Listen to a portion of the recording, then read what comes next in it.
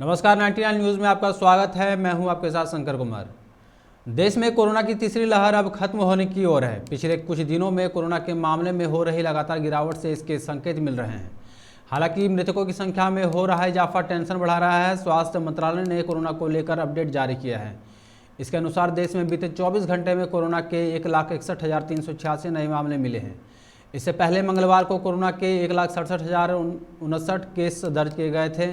इसी दौरान मृतकों की संख्या में बड़ा इजाफा हुआ है। बीते 24 घंटे में कोरोना से 1733 लोगों की मौत हुई है। वहीं मंगलवार को 1192 मरीजों की मौत हुई थी।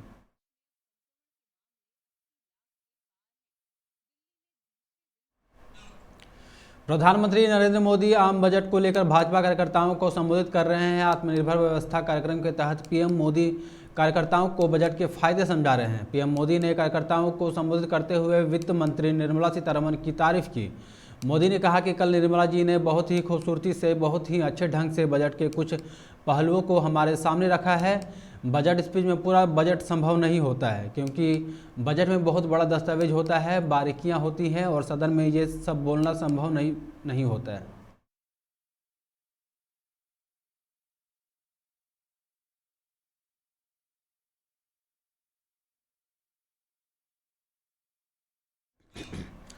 सपा ने लखनऊ की जिन विधानसभा सीटों पर प्रत्याशी घोषित करने पर सस्पेंस बनाया था, उन उम्मीदवारों की सूची जारी होते ही कई विधानसभा सीटों से बगावती सर उठाने लगे हैं।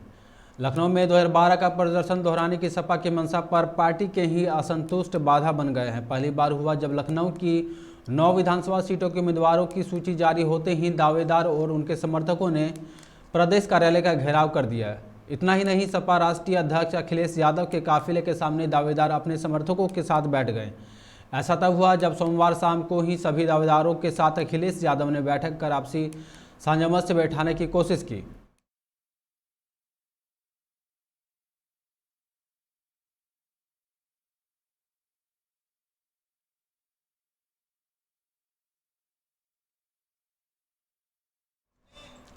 बंगाल में पिछले साल विधानसभा चुनाव में तीसरी बार प्रचंड जीत के बाद अब रुतदाड़ी तृणमूल कांग्रेस का संगठनिक चुनाव होने जा रहा है। तृणमूल के महासचिव व उद्योग मंत्री पार्थ चटर्जी ने संवाददाता सम्मेलन में बताया कि आज सांगठनिक चुनाव होगा और 31 मार्च तक नई कार्यकारिणी गठित होने का साथ यह चुनाव प्रक्रिया संपन्न होगी। चुनाव प्रक्रिया कोलकाता के नेताजी इंडोर स्टेडियम में होगी। तृणमूल के सांगठनिक चुनाव के रिटर्निंग ऑफिसर होंगे और उन्हीं की देखरेख में चुनाव संपन्न होगा।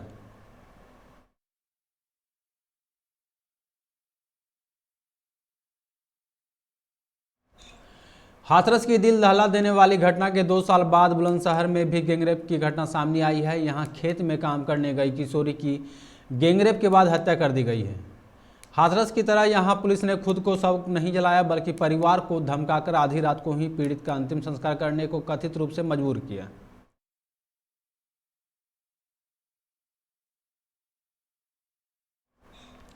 उत्तर प्रदेश की लखनऊ कैंट विधानसभा सीट पर चुनावी मुकाबला रोचक होता जा रहा है। समाजवादी पार्टी छोड़ भाजपा में आई अपर्णा यादव को यहां से उतारने के कयास लग रहे थे, लेकिन उन्हें मौका नहीं दिया गया।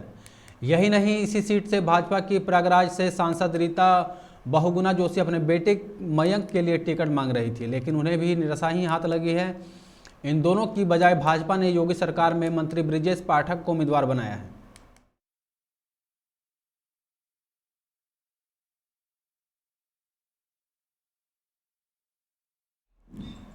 Israel laser based missile interception system को 1 साल के भीतर तैयार कर लेगा। यह जानकारी इजरायली पीएम नफ्ताली बेनेट ने दी है। उन्होंने एक सम्मेलन में बताया कि laser wall missile, rocket, drone सहित कई अन्य खतरों से इजराइल की रक्षा करेगा। इस लेजर सिस्टम को बना रहे रिचर्ड एंड डेवलपमेंट टीम ने 2024 तक इस मिसाइल की तैनाती की योजना बनाई थी, लेकिन सेना ने पहले तैनाती पर जोर दिया है।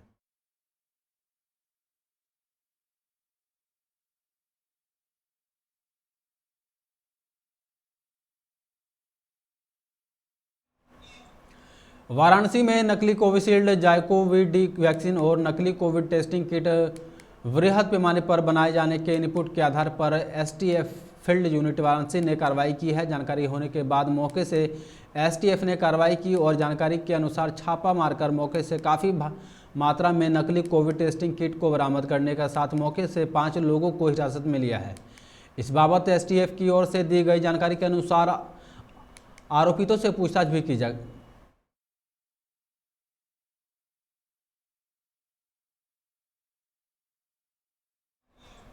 आज केंद्रीय कर्मचारियों को केंद्र की मोदी सरकार खुशखबरी दे सकती है। दरअसल प्रधानमंत्री नरेंद्र मोदी की अध्यक्षता में बैठक होने वाली है। इसमें केंद्रीय कर्मचारियों को बड़ा फायदा सरकार दे सकती है। खबरों की माने तो इस बैठक में कर्मचारियों के रुके हुए डीए एरियर पर फैसला मोदी सरकार ले सकती है।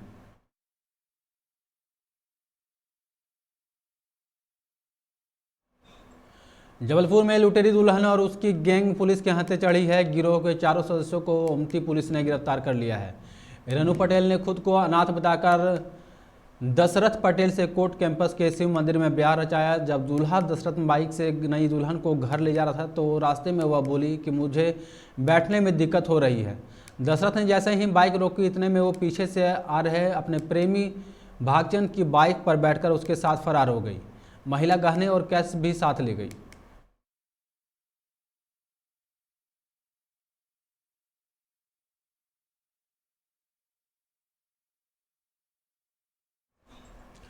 छत्तीसगढ़ के अलग अलग जिलों में लोगों को नौकरी लगाने के नाम पर ठगने वाला आरोपी गिरफ्तार कर लिया गया है। उसने अपने झांसे में लेकर 9 लाख रुपए ठग लिए थे। इस बात का पता जब चला पाया तब उसने जसपुर में एक शख्स को ठग लिया।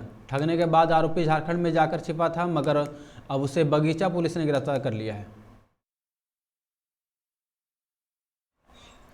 खबरों में फिलहाल इतना ही। आप देखते रहे 99 न्यूज़। नमस्कार।